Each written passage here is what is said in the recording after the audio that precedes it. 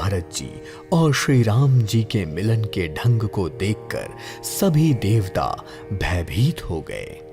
उनके हृदय में दुखदुखी होने लगी। तभी देवगुरु बृहस्पति जी के समझाने पर उन मूर्खों को चेतना आई और वह फूल बरसाकर श्री राम जी और भरत जी के मिलाप की प्रशंसा करने लगे।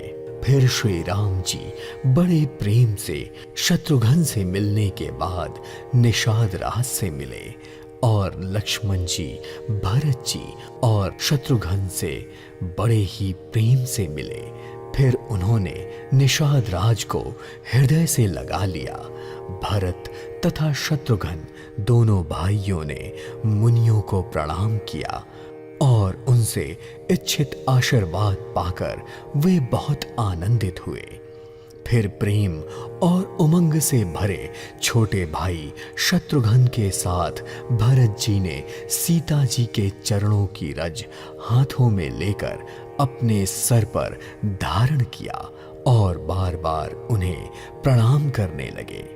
सीता जी ने दोनों को उठाकर उनके सर पर हाथ फेरा और अपने पास बैठा लिया और मन ही मन उन्हें खूब सारा आशीर्वाद दिया, क्योंकि वे स्नेह में इतना मग्न हो गईं कि उन्हें अपनी ही सुध बुध नहीं रही। सीता जी को सब प्रकार से अनुकूल देखकर भरत जी सोच रहित हो गए और उनके हृदय का कल्पित भय धीरे धीरे जाता रहा। तभी उचित अवसर देखकर केवट हाथ जोड़कर विनती करते हुए बोला, हे नाथ, मुनि वशिष्ठ जी के साथ सारी माताएं, नगरवासी, सेवक, सेनापति तथा मंत्री सब आपके वियोग से व्याकुल होकर यहाँ आए हुए हैं। गुरु के आगमन की बात सुनते ही श्री रामचंद्र जी ने शत्रुघ्न जी को सीता जी के पास ठहरने को कहा और वे उसी समय वेग के साथ वहां से चल दिए। तभी गुरु जी के दर्शन मिलते ही लक्ष्मण जी सहित प्रभु श्री राम जी प्रेम से भर गए और वह उन्हें दंडवत प्रणाम करने लगे। श्री राम और लक्ष्मण को देखते ही मुनि श्रेष्ठ वशिष्ठ जी ने उन्हें हृदय से लगा लिया और फिर प्रेम से पुलकित हुए निषाद राज ने दूर से ही मुनि वशिष्ठ को दंडवत प्रणाम किया और निषाद राज पर दृष्टि पड़ते ही ऋषि वशिष्ठ ने राम सखा जानकर उसे ऐसे जबरदस्ती हृदय से लगा लिया जैसे जमीन पर लौट रहे प्रेम को उन्होंने समेट लिया हो। यह देखकर सारे देवता आकाश से फूल बरसाने लगे और कहने लगे, जगत में निषाद राज के समान छोटा कोई नहीं है और वशिष्ठ जी के समान बड़ा आखिर कौन है। पर वशिष्ठ जी ने अपने प्रेम से इस भेद को समाप्त कर दिया। निषाद राज को देखकर लक्ष्मण जी मुनिराज वशिष्ठ जी से भी अधिक आनंदित होकर उससे मिले।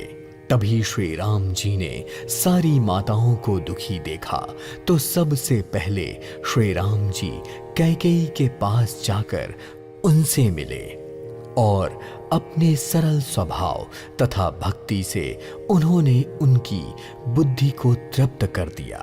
फिर चरणों में गिरकर काल, कर्म और विधाता के सर सारा दोष मणकर श्री राम जी ने उनको संतावना दी। उसके बाद रघुनाथ जी बाकी सभी माताओं से मिले और उन्होंने सबको समझा बुझाकर संतोष कराया कि हे माता, सारा जगत ईश्वर के अधीन है, इसमें किसी को दोष नहीं देना चाहिए। फिर दोनों भाइयों ने ब्राह्मणों की स्त्रियों सहित गुरु जी की पत्नी अरुंधति के चरणों की वंदना की और वे सब आनंदित होकर कोमल वाणी से आशीर्वाद देने लगे। फिर दोनों भाई पैर पकड़कर सुमित्रा जी की गोद में जाकर बैठे, जैसे किसी अत्यंत दरिद्र की संपत्ति से भेंट हो गई हो।